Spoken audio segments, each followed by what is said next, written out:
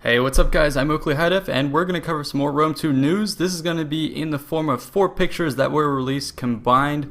So these all are of a camp, and it shows off 2 things. One, the fortified camps that we'll be seeing in Rome 2, and second point is going to be the varying seasons or natural elements that you're going to see in the map. So the 4 images here are at the base of Mount Vesuvius, which you can see in the background. Now let's go ahead and take a look at these various images. So you can see they're all the same exact location, but what changes is, perhaps the time of day and also the weather effects. So first of all, the most apparent thing is, yes, we have weather effects.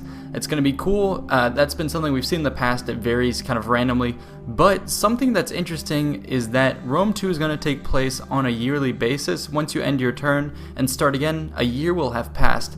Now that makes you think that how can you possibly know when something's going to take place in the summer or the winter or various times during the year. So you can see here it's snowing and it's also, sunny, presumably midsummer. So if each turn is a year, how can they make it so that there's going to be various seasons within that one turn? So maybe it's something that's, I don't know how they're going to fix it. I don't really know how that's going to work out, because I was going to say they could do it randomly, but what happens if you do a battle and randomly you get winter, then you do the next battle and it's summer, then you do the next battle and it's winter. So it's going to have to be some interesting system. I'd like to see how they work that out. Anyways, taking a look at this, the scenery looks beautiful, the terrain is awesome. Again, very highly detailed with the shrubs and the generated terrain.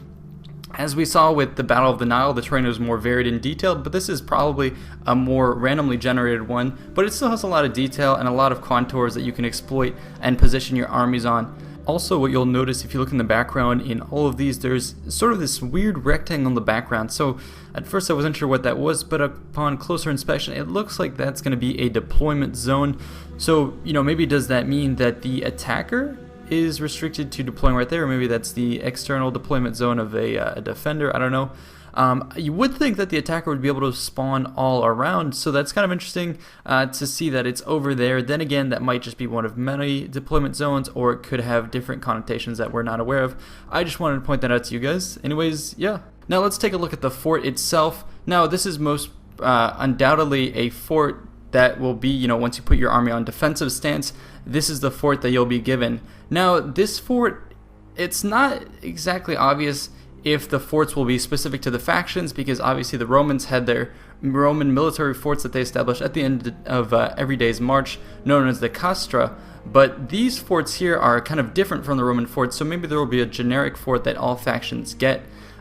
And I'll talk a bit about the Roman fort if you guys don't know about the Roman forts. So every time the legions marched, they would go ahead and at the end of the day of march establish a military camp.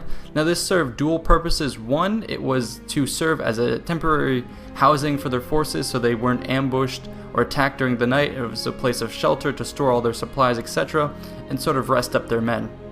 Now the second element for the importance of the Roman military fort was the psychological effect. Every time the Romans moved into your camp, it was a visible, show of force that there's this moving city that's getting further and further, deeper and deeper into your territory. And this is most effectively shown by Paris of Epirus when he invaded the Romans, or the southern Italy, and the Greeks at first disdained the Romans. They thought they were barbarians, and Paris, when he saw the Roman legions advancing towards him night after night with their fortified and organized camps coming closer and closer to him, he realized that he was not fighting mere barbarians. So the Roman camp itself would always take up the same shape. It was established in about 6 hours, and they would first set up the ditch and the mound and the earthworks around it, set up a palisade. The fort itself was a 4-sided rectangle. In the center, the leader of the Roman force, whether it was a consul or a tribune or some other military leader, would always stake his tent in the middle, and they would have a marketplace, and then there would be these avenues, and a very regimented, orderly camp would take form around it, always in the same position. The lanes were very important. It would allow you to quickly deploy your forces, enter and exit the camp rapidly, serve as a mustering ground for the forces. And also, the legions can conduct their business on the inside. There were perimeters. Often the walls had not only just a palisade and a ditch, but they often had walkable parapets and defensible towers. There were 4 gates that you could deploy out of, each at the midpoint of each wall, the side of these forts. and these would be guarded by a guard tower. Romans were very sophisticated in this sense. They had, daily passwords that would change in order to get in and out of the camp. They had guards on duty, and there's very strict discipline. If there's a sentry who was found asleep on duty, he would most likely be executed. So the Romans were very disciplined when it came to these Roman military camps. So that's a bit more detail about the Roman camp itself. And yeah, as I said, we're not sure this is the standard Roman camp for the reasons I noted. Right here, it doesn't have the 4 entrances, so it looks like it's a more generic camp. Anyways, I hope you guys enjoyed this. I'm excited to see some more details for Rome too. These pictures look great, and I'm happy to see we're going to see the 4 seasons. If it's going to be a little complicated to see how they'll work it in, but at least it looks like it'll be present. So yeah, anyways, I'll see you guys next time. This has been Oakley Hadif, signing out.